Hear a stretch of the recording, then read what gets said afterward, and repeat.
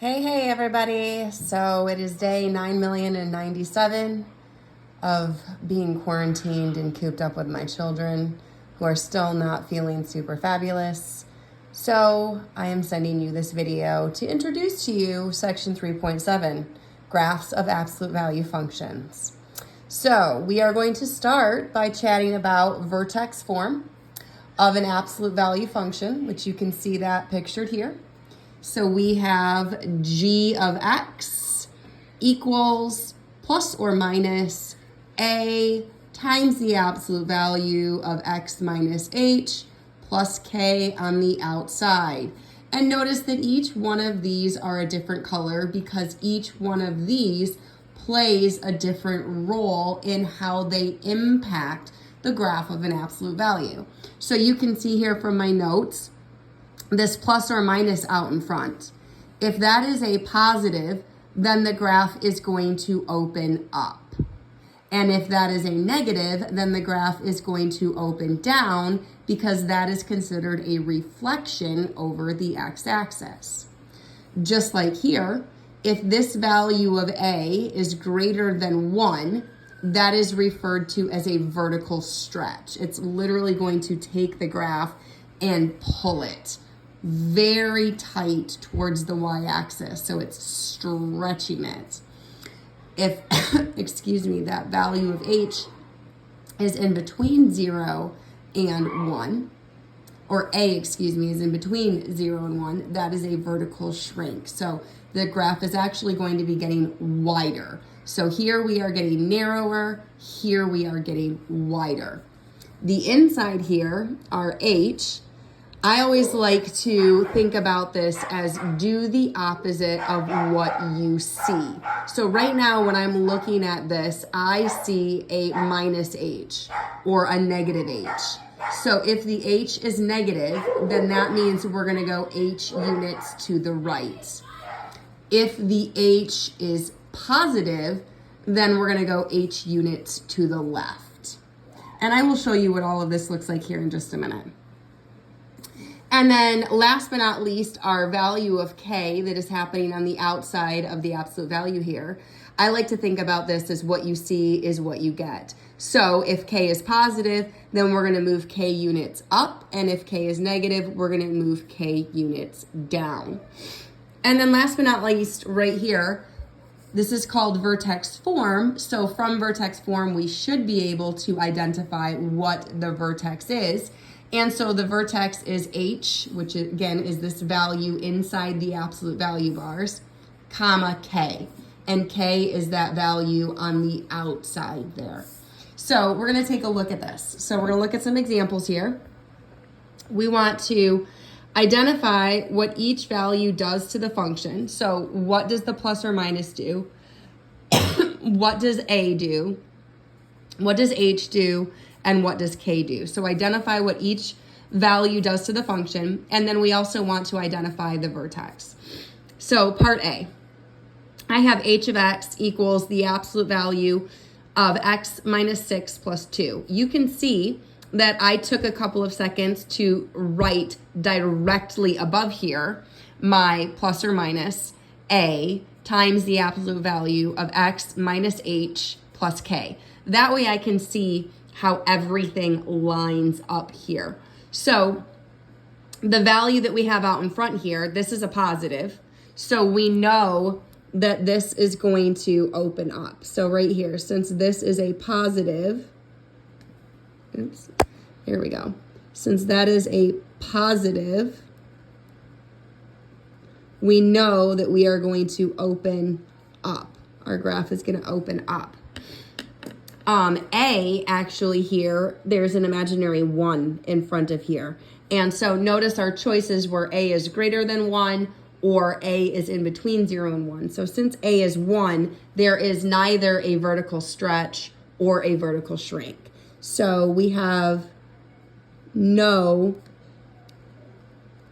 vertical stretch. And we also have no vertical shrink. And the reason for that is because a in this instance equals 1. All right, and now we've got the inside here, the H value. And we set up here that our little rule at the top was going to be to do the opposite of what we see. Do the opposite of what we see. So if we look inside here, I see a -6.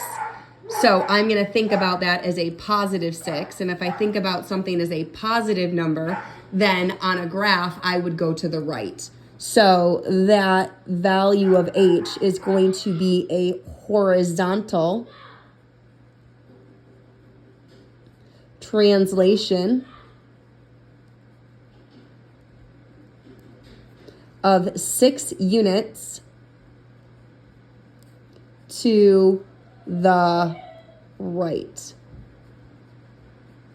So a horizontal translation of 6 units to the right. And then I've got this +2 on the outside, and that aligns with K.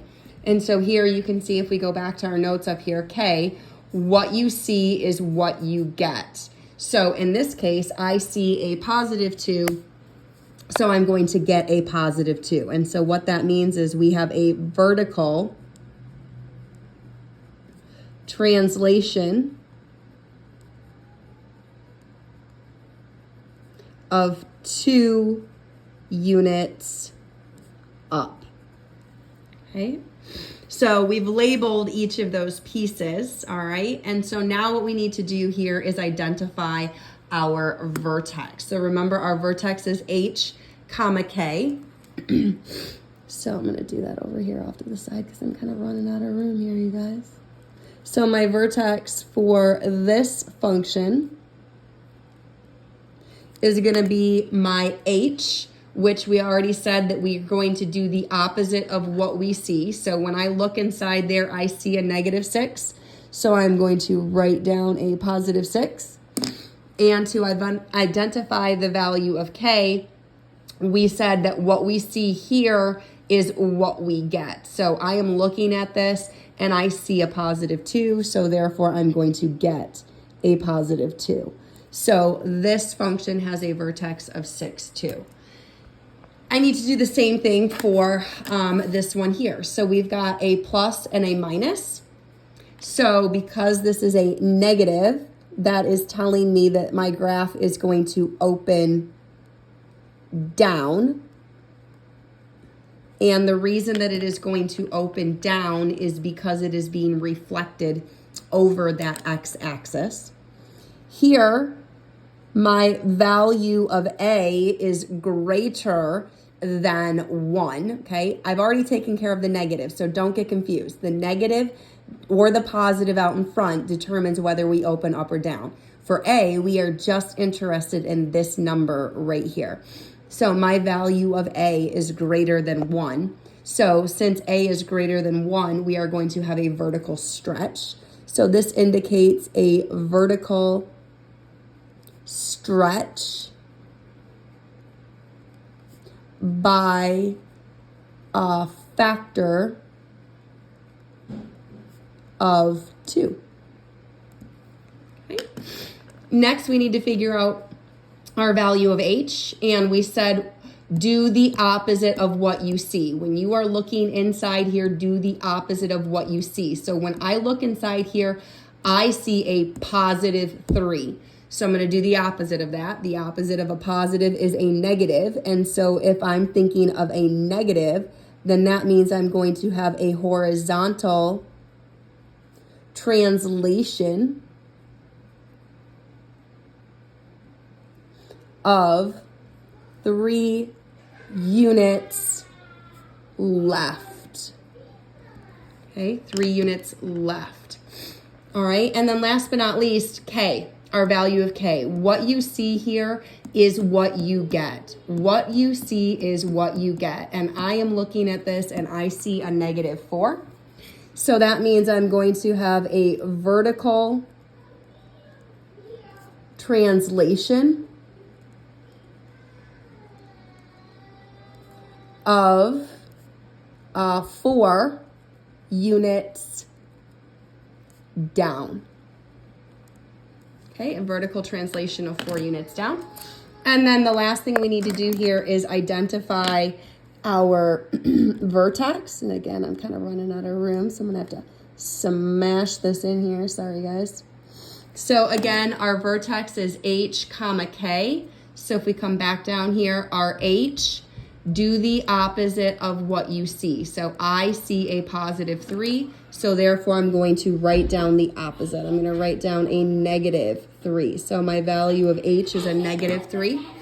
This right here is our K, and our little rule for K is what you see is what you get. So I'm seeing a negative 4, so therefore I'm going to write down a negative 4. So the vertex for this problem is negative 3, negative 4. All right, so let's take a look at what we have here.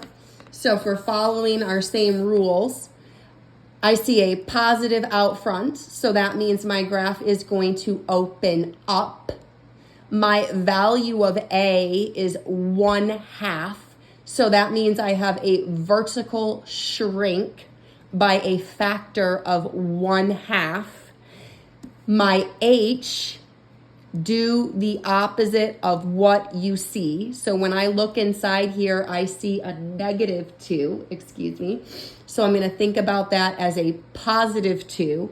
And on my graph, a positive 2 would tell me to move 2 units to the right. So this represents a horizontal translation of 2 units to the right. Our value of K is right here, and our little rule for K is what you see is what you get. And so when I look at this, I'm seeing a positive 4, so that means I'm getting a positive 4. So the 4 here represents a vertical translation of 4 units up.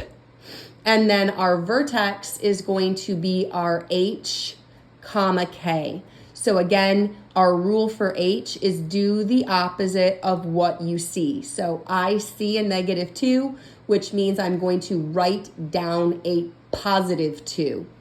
The value of K, what you see is what you get. I see 4, so therefore I'm going to write down 4. So our vertex here is the point positive 2, 4. All right, guys, there's that.